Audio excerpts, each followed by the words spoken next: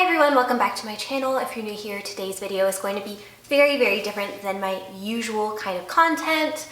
This video was inspired because I see so many friends or people that I used to be close with when I was in college that are struggling with depression, and I feel like a lot of people, it's nice to hear that other people have been through stuff and that you're not alone. And nowadays, like, you know, I've worked very hard on my mental health to get to where I'm at and to have the life that I have now. And just years ago, I was really deep within that whole depression cycle. And so I just wanted to tell my story and then how I fixed it. So I guess I'll just start with my story. So I'm 26 now, and when I was 19, I was in my college town and an incident happened, a very common incident that happens to college women all the time. I'm sure you know what I'm talking about.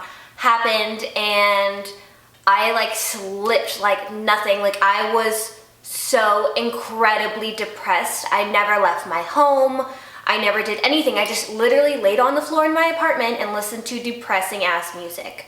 And I was already like not feeling my best around that time, but it just got worse and worse, and all I did was drink a lot of alcohol to make myself feel better. At the time, like, you're in college and people just assume that, oh, you're in college, you drink alcohol, but looking back, like, I shouldn't have been doing that. Like, I was just masking everything so I couldn't feel anything at all hours of the day, basically. Anyway, days got harder and harder. I kind of quit going to school on and off because I just didn't want to get out of bed. I didn't want to shower, I didn't want to get dressed. I was having issues with my skin at that point. So one day I just decided that I was done.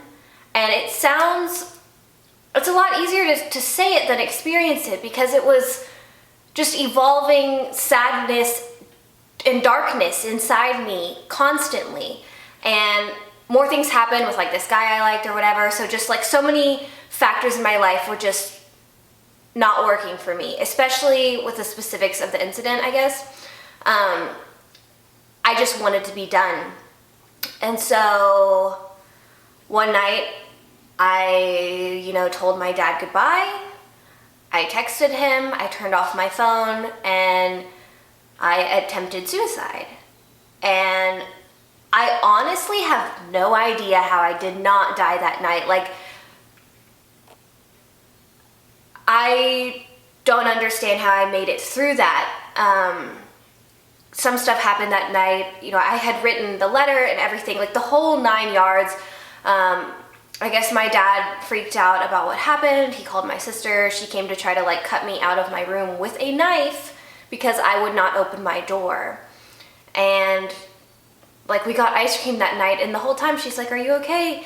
And I just thought, I don't even know if I'm gonna freaking live in the next few hours because of like stuff that I ingested. Like, I had no idea. And looking back, like, I don't even know how I'm here. Like, how in the hell did I not die with what I did to myself? And I just cried a lot, and I didn't want to be here. And I just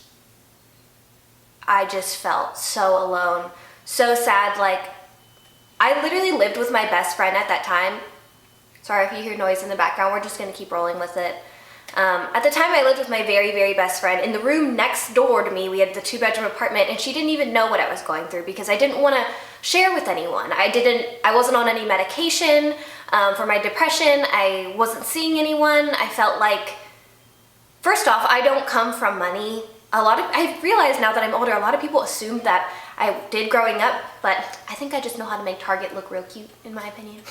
But I felt like our family couldn't afford for me to go see someone, a therapist or anything. I felt like I couldn't be upfront with my mom. Like, at that time, I felt like I couldn't communicate with her. Like, I was so ashamed of what I was feeling. Anyway, things spiraled out of control, and I kind of reached a breaking point with that suicide attempt. And throughout college, for the next few years, it was just negative. It was very negative. Everything surrounding me was negative. I had like nice friends, but all we did was drink. all I did was mask all of my emotions. I didn't like try to fix anything. I was just putting a Band-Aid on it, just the way that people who take prescription medication for depression put a Band-Aid on it, which I do not at all hate on prescription medication for depression at all. But at the end of the day, me personally, I don't want to live off of alcohol, a drug, and if it's a prescription drug or a non-prescription drug, just to mask things. Because at the end of the day, I believe that you have to fix everything that's going on. But I think if you're so deep into depression, medication sometimes is the only thing that makes you feel better. So I don't think it's a bad thing to be on medication. I just don't see it as a long-term solution, because it's just a Band-Aid covering up what's going on when you need to figure it out on the inside. A huge turning point for me came when I was driving to Houston one day. I was scanning the radio stations back then, and I came across this random song. At the time, I did not at all listen to Christian music. I was not at all like super into God or anything like that. I was raised Catholic, so I didn't really understand God. I didn't see it as, like, I understood you need to believe in God, or, you know, people want you to believe in God, but I didn't understand it's a working relationship with God, like talking back and forth, I guess. And I came across this song, and the song is So Far Gone by 1,000-Foot Krutch, and I just burst into tears. Like, I was just driving, and that song like really spoke to me, and it broke me down that I can't live this way anymore, or else like I'm not going to be around much longer. I was just so miserable. It sucks being miserable all the time. So that song, it just came on the radio, and all of a sudden I was like I felt so connected to God. And I'm sorry if like some of y'all aren't religious, this might like turn y'all off that I'm talking about God, but I just want to be honest with my experience. And I don't know, just I get chills thinking about that moment when it's just a song. And I feel like you have to give music the power, like, or realize the power that music has. Because when I was in that depression, when I was sitting on the ground, on the carpet of my apartment, just literally laying on the ground listening to this playlist I had made on iTunes over and over again, and I was dragging myself deeper and darker into the hole, you can realize that music has the power to pull you out of it. Britt and Nicole especially, I love Britt and Nicole, she's a Christian artist. Just like these positive, uplifting music, Fly by Maddie and Tae is another one. All these songs had such a powerful way to pull me out of it. And there were a lot of songs that drug me into the depression, but I don't want to say those songs. That way, if you are going through it, you don't say, hey, let me listen to them, because I don't want to pull you into where I was. And so I think understanding the power that music had to pull me out of it, I did not have any professional help getting out of the depression. It was honestly just crying out to God, literally, like praying, please save me, because nothing else is working. No one else is coming to save me. I tell my dad that I'm sad, and I think my dad just wasn't sure how to help me. And my mom, like, I couldn't communicate. I just couldn't talk to my mom about stuff like that. And I mean, it's not like you feel comfortable to tell your friends. If you do, then that's amazing. Just at the time, I couldn't. And so music really pulled it out for me. And I think something that if you're going through depression right now to realize is you have the power to pull yourself out of it. Like, an example, get in the shower. Like, shower, put on makeup, if you're a girl, of course, or if you're a guy, you know, get dressed, get out of the house. Even if you're just going to Jamba Juice or just quickly to the store, like, get out of your house. Also, a huge thing for me is not to live in a cave. At the time, like, I loved being in my cave. I just loved it dark and honestly, like, so depressing. And for me nowadays, like, when I pick an apartment or home, like, it has to have really good lighting just because it affects my mood so much. So if you are in a cave situation, or you're forcing yourself to be in that dark place, like, try to be out in the sunlight at least once a day. Like, whether or not you're taking a walk, you're walking your dog, you're going to the pool, whatever it is, like, just try to get yourself out there. And it sucks to have to force yourself, but at that point, you literally have to force yourself because you don't want to. At the end of the day, you don't want to do anything. And I think realizing the power of music, realizing that you need to force yourself with everything in your body to get out of the house. And don't surround yourself with negative people and keep spiraling downhill like I was surrounding myself with just like people who like to party, which when you're in a college town, it's really hard to not do that. Something that really helps me, and I was just talking with my husband about this the other day, is finding out what is the weakest part of your situation and working on those things first. Now, I could put these on the screen, but because I'm so old-fashioned, I have them written out, and literally every single person that comes to my house, this is in my office at all times, like hanging up, always talks about this. Like, I have all kinds of stuff in my house, and they're always talking about how this is helping them, which is crazy. So this says, are you balanced? And it has the 7 sections of life. You're welcome to screenshot this. Ta-da, cheese, screenshot. Okay, so this is so helpful for me, like in maintaining balance in my life, because when you're not at all balanced, that's when you start slipping. And also, if you're going through depression, like it's easy to slip for years after you've worked on being happy. I'm at the point where I slip a lot less. Every once in a while I will, but you know, it's been how many? It's been like 5 or 6 years since that whole incident happened, and I still struggle with it to this day. But it's important to constantly be working on your mental health and maintaining that, just as you would your body, your physical health. So here are the 7 sections of life. You pick 2 or 3 that are what you need to work on. An example, if mental is something that you feel like you need to work on, you could journal, you can seek professional help with like a therapist or something, you could meditate. There's so many different things you can do. You can use the power of music to help you heal. You can go for walks, and it's just a whole transforming your mind. But you get the point with what I'm trying to say as far as keeping yourself balanced and basically keeping yourself in check. It's all about being self-sufficient in every sense of the way, because if I would have realized I needed the self-sufficiency that I have now years ago when I was going through the depression, I would have been a lot better off and not struggled for as long. I gave my friend some advice the other day on Facebook, and I wanted to read the list that I said to her, just because I think it might be helpful for y'all as well, especially if you're going through depression. Okay, so the tips I gave to my friend the other day are to download Insight Timer. Insight Timer is a meditation app. This is not in any way, shape, or form sponsored by them. But if you're new to meditation, don't look at it as meditation, because I feel like, especially if you're from the South in particular, if you say the word meditation, they picture like a monk sitting on the ground, like home, and they just roll their eyes and they think, oh, they don't wear deodorant, they're hippie, crazy people. But when it comes to Insight Timer, I look at it as like a podcast, and I start my morning, sometimes my evening as well, with Insight Timer, like before I go to bed or before I start my day. And think of it as like you're listening to a podcast. I find that 10 to 15 minute guided ones are the best for me. They have like songs and different stuff. I look under guided, and you can type in anxiety, depression, visualization, productivity, a good morning, happiness, whatever you need, you can type it in, and they have all these lovely suggestions, and it's been a huge transformative tool that I've used. It's free, but they do have a paid version too. Also, going back to meditation, the way I explain meditation to those who are new to it is it's basically like cleaning out your brain, basically. Like whenever you go in your house and say your house is really cluttered and it's just like frustrating, like I feel like your outward, the space you live in is an inward reflection of what's in your brain. So if you're constantly cluttered and it's just like a cluster in your head, I feel like it manifests physically. So with meditation, it's just a way for me to like clean out my brain. Like whenever you clean your house after it's all cluttered, it just feels so good, and you can just feel like you can breathe again, and your shoulders drop, and everything works. And that's exactly how meditation is for your mental health. So I feel like normalizing it would be great. Southerners, I'm counting on you, because more Southerners need to get into meditation, man. It's not freaking weird. It's just like listening to a podcast. Not everyone does the guided ones, but I think the guided ones are the best ones.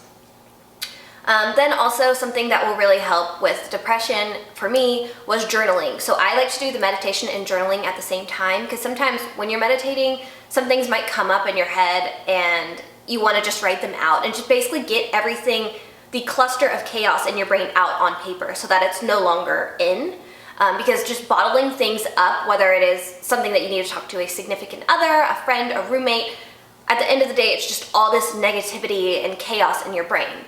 So getting it out there on paper is very beneficial for me. Something that I also started in my journal that's been such a huge help for me is I journal out. I journal for like a page or two, nothing crazy. And then at the end of my journal, I do 2 different lists, and I do a list of gratitudes and a list of self-love, because I think I've learned recently that everything comes from self-love. And it sounds so cheesy and corny, and maybe you think you're at a good level of self-love, you have confidence, or you think you have confidence, but you'd be surprised when you start writing down things that you love about yourself. For me anyway, like, I'm getting better at it, but it's been a difficult journey, like finding things I like about myself. Personality-wise, you know, different traits, different gifts you have physically. So when I'm done journaling, I do the 2 lists. I do a list of gratitudes, which I've been practicing gratitude.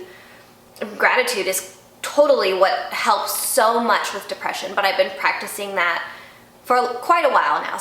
Just to give y'all an idea of different gratitudes to say, like, I'm always grateful for opportunities, whether it be a career opportunity, financial opportunity, and an opportunity to see different houses here, to live in Los Angeles, that I live in a place that's so incredibly sunny and amazing. My dogs, like, even if you're in a difficult situation, pull gratitudes out of you. At least pull 3 gratitudes from your day every single day, and it will just transform your mind into being more positive and optimistic. And also get out of the habit of hating each other. That's a horrible habit, because then, I don't know, we're like, in all humanity, like, you want to make, I don't know, I just believe that you should help others, and I don't know, I don't understand people that just are like, I hate everybody. Like, even when I was going through depression, I didn't hate everybody, I hated myself, which isn't good either, which is why I'm helping y'all with this video. But if you're in that like ongoing cycle of like, I hate people are so annoying, like, focus on gratitude and also self-love. So journal, 2 lists, gratitude, self-love. Moving on, sorry I'm a little chatty. And the last thing I like to do with like my current routine as far as the meditation and journaling is listen to really good music to just kind of put my mindset at ease. On really good days, like if it's around sunset time or sunset or sunrise, I'll go out in my backyard and I'll turn on good Christian music. Of course, it doesn't have to be Christian. Like I said, Fly by Maddie and Tae is not a Christian song. There's plenty of like other inspiring songs out there. I'll add a list in the description down below if you want to check out some other songs that I recommend. Right now I love Britt and Nicole's Pandora station, and so that's really been beneficial for me. It is a Christian station, but they do have some songs that aren't Christian. And you'd be surprised by songs you've heard before that actually are Christian. Like, one of her songs is in the movie The Other Woman with Cameron Diaz, and it's called The Rising Sun. That's a different Christian song. It's called, I don't know what it's called. I'll put the name here. But yeah, that's a Christian song, and that's in a mainstream movie. It's okay, we can do that. Music has been so helpful in my healing process. If y'all have any questions about the stuff that I've used to help with my depression, please let me know. It's easiest to reach me DM on Instagram at @meetjessicamarie. I find that I just check that the most. I would love to help y'all in any way that I can. If you have any questions, please let me know. And just know that you're loved and I love you and you're here for a purpose and a reason. And I can't imagine, like, if you've been following my journey, my life is so amazing right now. Like, and it's been amazing in the last year. Like, I live my dream. I live in California and I'm successful and I don't have a college degree, which I say that all the time, but the reason why I say it is because for years people put me down because I didn't have a degree and said I would be nothing. And here I am doing it. And the fact that I could have been gone when I was 19 easily blows my mind. I would have never met my husband, who is such an incredible human being. He is so unique in so many different ways, and we're gonna build the coolest empire ever throughout our lives. A lot of people see our success now and they're like, oh my God, you're so successful, that's so great, I'm so inspired by you. And I'm like, girl, we're just getting started. Like, this is nothing. We have been talking about, and if you're a close friend of mine, you know, like, we see it so much bigger than what it is, and we want to change the world in so many different ways. And the fact that I could have just been gone at 19, what? Like, that was so dumb of me. Like, looking back, how did I not love myself? I am so beautiful and I bring so much to the table, and I'm so smart. That was a huge thing for me, was that I was not smart. I thought I wasn't smart, which is so dumb. I was in gifted classes, like, but I felt dumb to all the people that I was around, because everyone I was around was making straight A's, going to cool colleges, and doing all this cool stuff, and I just thought I was a bump on a log, like doing nothing. But I have so much to bring to the table. I love teaching and educating others nowadays, and my husband reminds me how smart I am, and just, the fact that I wouldn't have met him makes me want to crawl in a hole and cry all day long. Not in a depression way, but just in a like, why would I ever do that? Like, I could never leave him. Like, what if he never met me? That would be so sad. Cause we're like yin and yang. We're like the yin yang twins. Like, the fact, I don't know, it's just so mind blowing that I would have never met him. So, anyway, I hope my story helped y'all, and again, if you have any questions, let me know. Thank y'all for listening this far if you have. And if you would like for me to make more videos like this, please let me know. I have about 1 million ideas, but I worry that like people won't care about what I have to say about mental health, I guess. So if you do care, give this video a thumbs up so I know to keep making them. I would greatly appreciate it. Okay, I'll see y'all next time. Bye.